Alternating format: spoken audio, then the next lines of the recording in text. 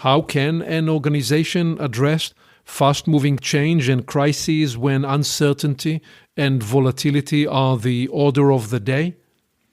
How can a group of people escape the collective dysfunction and breakdown syndrome? Welcome to Create New Futures, a show about thought-provoking ideas and practices you can use to create and shape your future in life and in business. Join Aviv Shahar, author and innovation strategy consultant, as he shares his proven strategies that have helped clients create breakthrough results. Aviv has guided executives at Fortune 100 companies, and now he wants to help you. This is Aviv with a new episode of Create New Futures, and this one is titled Collective Intelligence 3, Mapping the Intelligence Terrain. In Collective Intelligence 2, I briefly traced a journey that began in my teen years when I led groups in the Israeli youth movement and later developed into working globally with communities and with executive teams in some of the most admired companies in the world. In this episode, we develop this further as we begin to map the intelligence terrain. Worldwide organizational systems of all sizes that are unable to adapt to the pressures of volatile, complex, and ambiguous change will experience breakdown and even implosion. To meet these challenges and opportunities, I proposed that inquiring into and discovering how to facilitate the emergence of collective intelligence has become critical. How can an organization address fast-moving change and crises when uncertainty and volatility are the order of the day? How can a group of people escape the collective dysfunction and breakdown syndrome? Under stress and threat, as people feel unsafe, they tend to pivot into amygdala-triggered, cortisol-powered behavior. This nature of fight-flight reaction locks people into a polarity that becomes the biggest obstacle to wisdom and intelligence. The transformational work required to answer these questions involves developing a new organizational operating system. An essential part of this upgrade compels us to engage people in a way that taps into and elicits their collective wisdom and intelligence. My assertion in the earlier part of this series was that approaching collective intelligence as a general idea was unsatisfying and insufficient. To instantiate the point, we outlined several collectives that generate intelligence. In particular, we categorized these collectives through three lenses: content, character, and cause. And we proposed a way to evaluate each of these three lenses when we look at any particular collective. We now can begin mapping the intelligence terrain. Naturally, a fuller picture of the categories of intelligence requires a broader scope and possibly a book format. In this short episode, I will offer an abbreviated starter into this vast territory. The intelligence terrain. A useful approach to the search for collective intelligence requires that we first define what we mean by intelligence. In my work, I use the word in two ways that have different meanings. These are intelligence as a capacity and intelligence as a source. Let us first address the idea of intelligence as a capacity. The pace at which you move along the continuum from data to insight-guided action depends on your ability to advance along those following 5 steps. So if you were to draw an arrow that goes from left to right to represent a continuum, and then add these 5 points from left to right. First, all the way to the left is unstructured data. Second, information, which is organized data, is to the right of the unstructured data point. And then third, knowledge, which is connected patterns of information right at the midpoint of that arrow.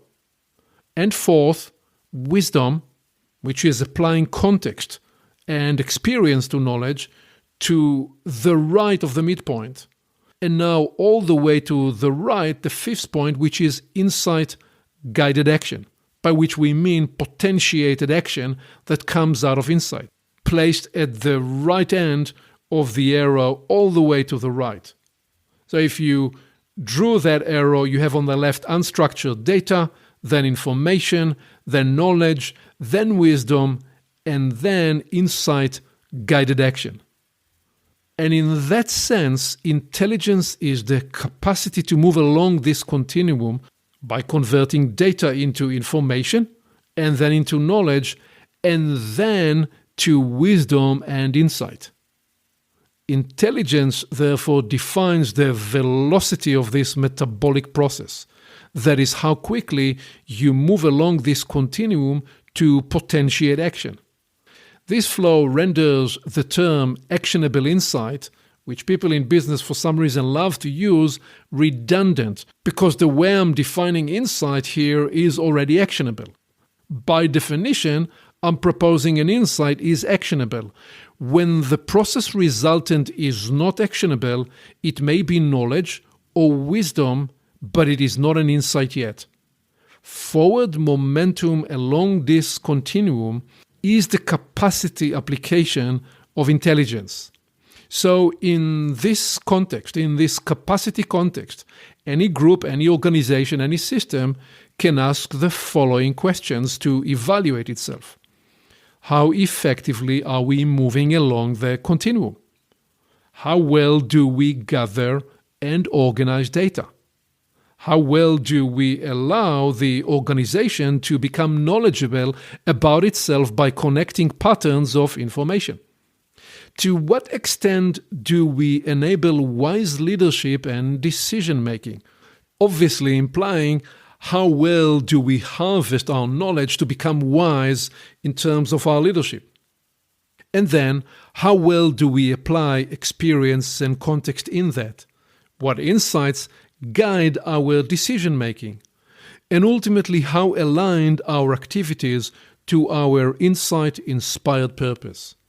So all these are part of this first meaning, first definition of intelligence as a capacity. Let us now look at the other definition and other meaning of intelligence, which is intelligence as a source. So several dimensions emerge when we define the intelligence landscape as a source. Today we will focus on 2 starter dimensions. First, intelligence source as a stream, and then second, intelligence source as an ecosystem and or an environmental context. Let us begin with the first, intelligence source as a stream. The collective may be seeking to access and bring forward the intelligence of a specific stream. Here are some examples.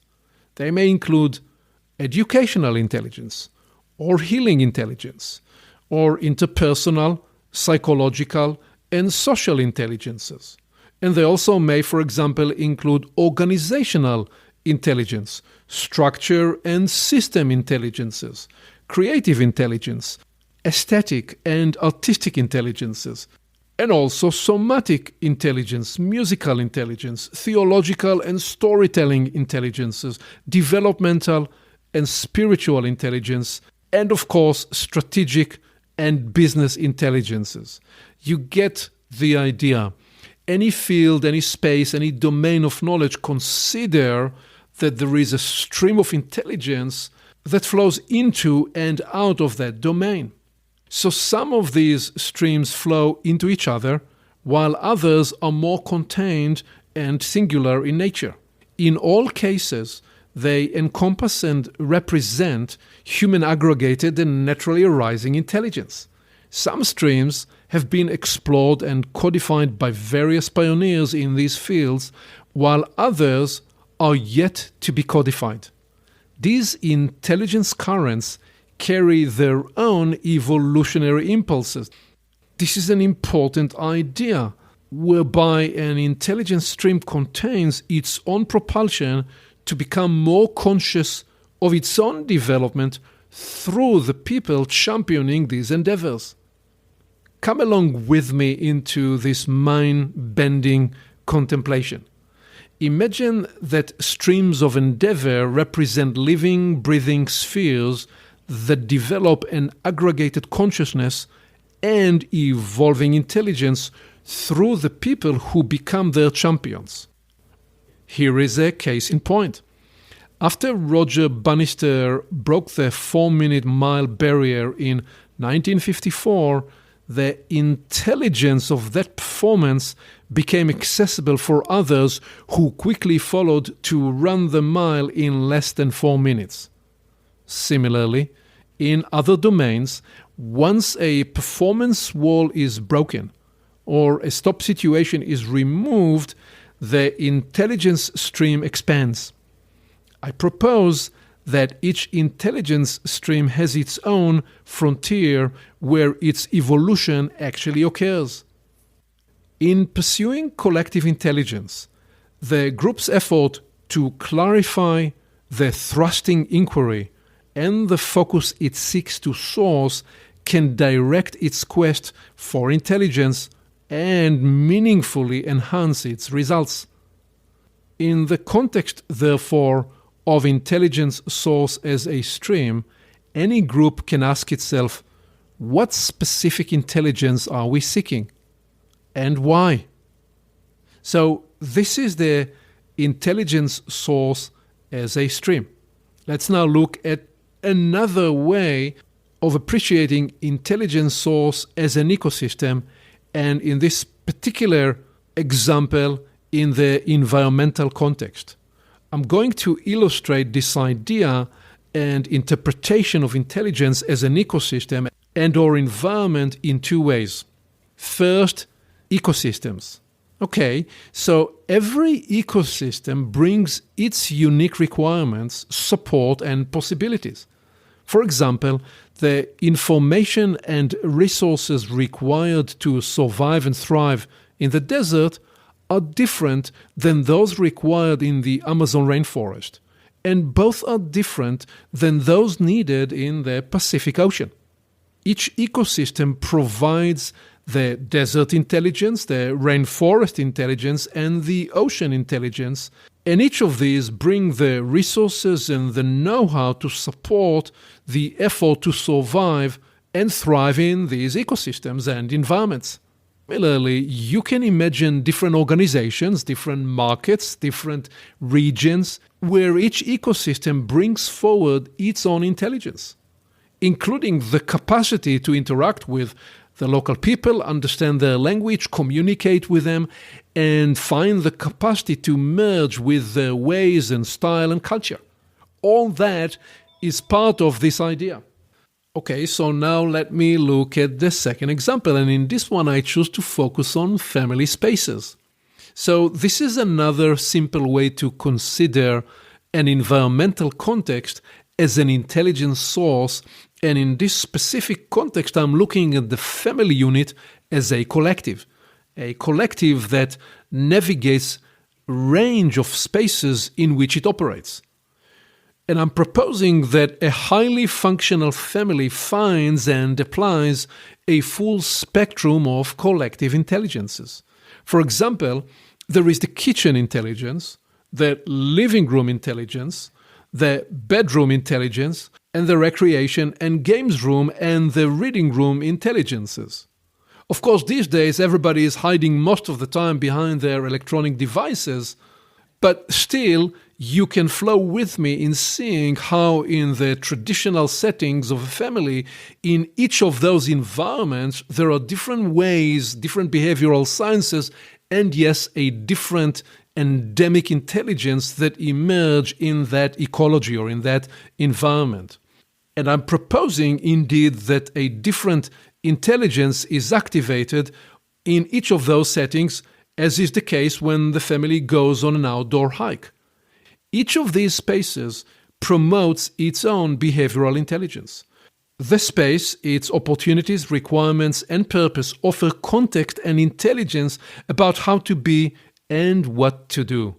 Similarly, you can imagine other personal and collective spaces and the intrinsic intelligence they offer. There are other dimensions to consider when appreciating intelligence as a source, such as altitude, level, and stage of development. And we will reflect on these in future episodes in this series as we explore further ideas about collective intelligence.